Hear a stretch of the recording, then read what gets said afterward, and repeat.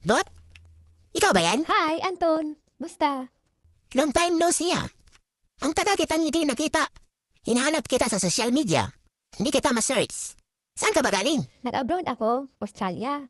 Kinuha ko doon ng pinsan ko. Merong bakanting trabaho, kaya ako ang kinuha niya. 2 years ako doon. Ah, ganun ba? Nag-asawa ka na? Wala pa. Wala pa sa bokabularyo ko yan. Gusto ko munang mag-ipon. Ako rin. Wala pa rin asawa. Baka tayo ang ikinadana sa langit. Huwag kang magbiro sa akin ng ganyan, classmate. Alam mo, matagal na kasi kitang gusto. Kaya lang, turte ako nung dati.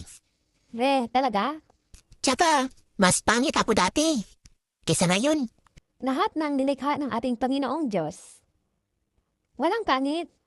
Puro magaganda at gwapo. Puro perfect. Yan ang tandaan mo, ha? talaga? Gwapo na ako sa paningin mo? Bakit, Anton? Diyos ba ako?